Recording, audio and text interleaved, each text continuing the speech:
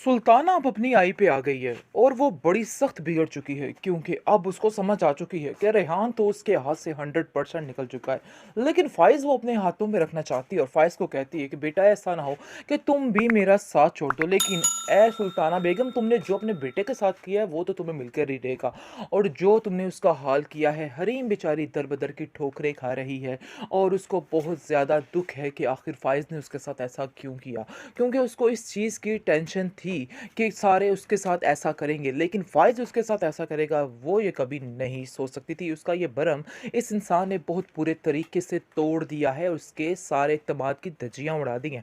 खैर आप देखेंगे जी, अब बहुत ज़्यादा सुल्ताना जो है वो परेशान है और कहती है अपने शोहर से कि देखिए आपके बेटे ने क्या किया है। खैर आप टेंशन मत लें, अभी हमारे पास एक बच्चा बचा है, मुझे यकीन है कि वो बच्चा हमारा साथ ज़रूर देगा। लेकिन जैसे ही सारी असलियत खुलकर सामने आएगी सुल्ताना बेगम, तो आपका क्या हाल होगा। फ़ाइज़ भी आपको छोड़ के चला जाएगा क्योंकि इस औरत ने अकेले ही रह जाना है। क्योंकि जितनी शो इसने इस ड्रामे में मार दी है, जो कुछ इसने कर दिया है, खैर कोई भी इसके साथ ज़्यादा देर टिकने वाला नहीं है। लाइबा भी बेचारी बहुत परेशान है क्योंकि उसकी डिमांड्स काफ़ी ज़्यादा हो रही हैं, लेकिन उनके पास अब पैसे नहीं रहे हैं। रेयान सारा कुछ आहिस्ता-आहिस्ता लूट लटाकर वहाँ से लेके जा रहा है। बहुत ज़्यादा टेंशन में आ चुकी है सुल्ताना क्योंकि वो काफ़ी ज़्यादा बातें बना कर आगे बता रही थी, लेकिन अब वो सोच रही है कि आखिर कैसे इन बातों को पूरा करेगी। आगे उसके पास कुछ भी बाकी उसे नज़र नहीं आ रहा है। इस बात की टेंशन ने उसको पागल कर दिया है और वो सोचने पर मजबूर हो गई है कि आखिर उसको क्या करना है। इसलिए बार बार उनसे बहाने कर रही है और कह रही है लाइबा के ससुराल वालों को कि बस कुछ ही देर ठहर जाइए, मैं आपकी सारी डिमांड्स पर पूरा उतर आऊँगी। लेकिन अब कहाँ रहे वो बातें, कहाँ रहे वो सारे चक्कर। खैर अब इसके हाथ सिर्फ परेशानियां ही रहेंगी। जो कुछ उसने हरीम के साथ किया उसकी सज़ा तो इसको मिल कर ही रहनी है। वो बहुत ज़्यादा गुस्से में आ चुकी है और लाइबा से कहती है कि देखो लाइबा, तुम्हारा भाई क्या हाल कर रहा है। पहले एक बेटे ने मेरी ज़िंदगी तबाह की, अब दूसरा भी अपनी बीवी के राह रास्ते पे चल रहा है। जिस पर लाइबा कहती है कि आप ये बातें छोड़ क्यों नहीं देती, उनको अपनी ज़िंदगी में मगन रहने दीजिए और जो लोग वो कहते हैं उनको करने दीजिए। आखिर कब तक आप उन पर इस तरह से हुक्म चलाएंगी, कब तक आप ये सारी बातें उनसे ऐसे कर बनवाती रहेंगी। अब आप ये अपना इख्तियार छोड़ दीजिए। जिसको सुनकर वो कहती है कि नहीं, मैं अपना इख्तियार कभी नहीं छोड़ सकती और ना ही हरीम जैसी लड़की इस घर में दोबारा वापस आ सकती है। लेकिन हरीम उससे बात नहीं करना चाहती।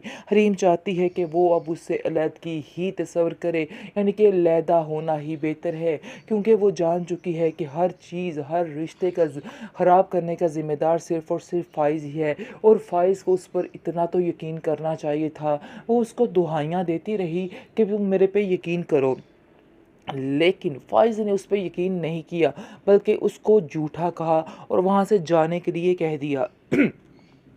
ये बात कभी भी हरीम नहीं भूल सकती है और हरीम अपने भाई से कहती है कि मैं कभी भी इस ऐसे इंसान के साथ अपना रिश्ता नहीं रखना चाहूँगी जिसकी वजह से मेरे माँ बाप को तकलीफ़ पहुँची हो। और मुझे तो छोड़ो, मैंने तो चलो उसको माफ़ कर दिया, लेकिन उनकी वजह से मैं कभी भी उसे माफ़ नहीं कर पाऊँगी। जिस पर उसका भाई कहता है कि फ़ैसला तुम्हारा अपना है, मैं तुम्हें कभी भी मजबूर नहीं करूँगा, तुम बेफ़िक्र हो जाओ, मैं तुम्हारा हर मामले में साथ देने को तैयार हूँ। जिस पर उसे काफ़ी ज़्यादा तसल्ली हो जाती है और कहती है कि बस भाई आपका ही साथ है जिसकी वजह से आज मैं यहाँ पे हूँ, वरना मैं अकेली कुछ भी नहीं कर सकती थी, मैं अकेला कुछ भी नहीं हो सकता मुझसे। जिस पर उसको तसल्ली देता है और कहता है कि परेशान मत होना, मैं बहुत जल्द वापस आ रहा हूँ, सब कुछ ठीक हो जाएगा। नासिर के तो अपने किए की सज़ा मिल रही है और दिन रात वो कुड़ता रहता है और अंदर ही अंदर से ख़त्म होता जा रहा है।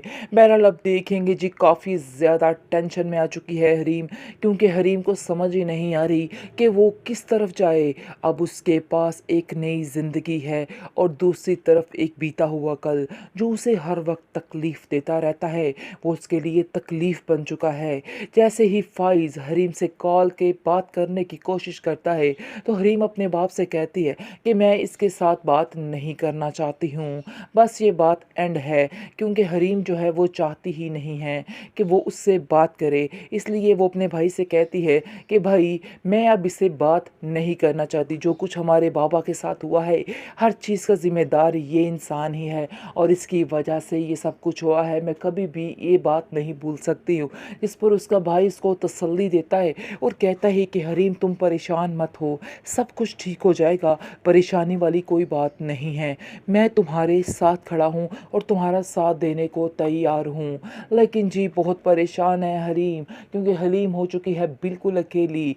लेकिन फिर भी वो बंदा जो उसकी लाइफ में आ गया है वो उसका साथ देने को तैयार हो जाएगा और उसको कहेगा कि तुम परेशान मत हो, मैं हर तरह से आपका साथ देने को तैयार हूँ। कहानी में आज जो है नया ट्विस्ट, बहुत ही मज़े की कहानी होने वाली है, क्योंकि अब फ़ाइज़ की आंखों में वो आंसू नज़र आएंगे जो उसने हरीम की आंखों में डाले थे। जी खैर, ये तो हो गया फ़न, किया तो उसने ऐसे ही है। अब सुल्ताना बेगम जो है वो अपने रोने रोने के लिए तैयार हो जाए, क्योंकि अब लाइबा का जैसे ही रिश्ता होगा तो उसकी ज़िंदगी इस तरह से बर्बाद होगी जिस तरह से उसने हरीम की ज़िंदगी बर्बाद करनी चाहिए।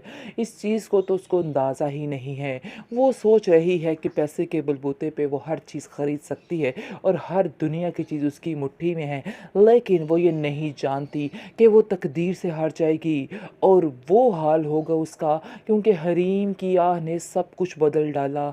लाइबा जो अपनी ज़िंदगी में खिलखिलाती हुई नज़र आ रही है आपको, इसका वो हाल होने वाला है, क्योंकि हरीम के साथ इन लोगों ने बहुत जुल्म किया, बहुत ज़्यादतियाँ की हैं। फ़ाइज़ को आहिस्ता आहिस्ता मालूम होना शुरू हो जाता है और वो उसकी कमी बेहद महसूस करता है, इसलिए वो बार बार कॉल करने की कोशिश भी कर रहा है हरीम को, लेकिन उसकी माँ को इस चीज़ का पता नहीं है और वो समझ रही है कि वो उसको भूल चुका है हमेशा के लिए, लेकिन ऐसा हरगिज़ नहीं है। वो उसको बार बार कॉल करता है, लेकिन हरीम उससे बात नहीं करना चाहती। हरीम चाहती है कि वो अब उससे अलहदगी ही तस्वर करे, यानी कि अलहदा होना ही बेहतर है, क्योंकि वो जान चुकी है कि हर चीज़, हर रिश्ते का ख़राब करने का ज़िम्मेदार सिर्फ़ और सिर्फ फ़ाइज़ ही है और फ़ाइज़ को उस पर इतना तो यकीन करना चाहिए था। वो उसको दुहाइयाँ देती रही कि तुम मेरे पे यकीन करो, लेकिन फ़ाइज़ ने उस पे यकीन नहीं किया, बल्कि उसको झूठा कहा और वहाँ से जाने के लिए कह दिया।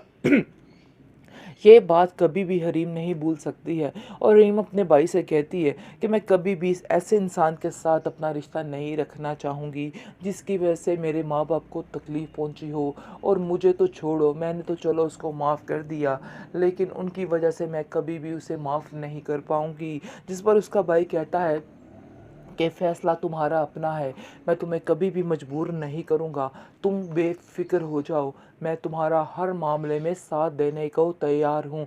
जिस पर उसे काफ़ी ज़्यादा तसल्ली हो जाती है और कहती है कि बस भाई आपका ही साथ है जिसकी वजह से आज मैं यहाँ पे हूँ, वरना मैं अकेली कुछ भी नहीं कर सकती थी, मैं अकेला कुछ भी नहीं हो सकता मुझसे। इस पर उसको तसल्ली देता है और कहता है कि परेशान मत होना, मैं बहुत जल्द वापस आ रहा हूँ, सब कुछ ठीक हो जाएगा।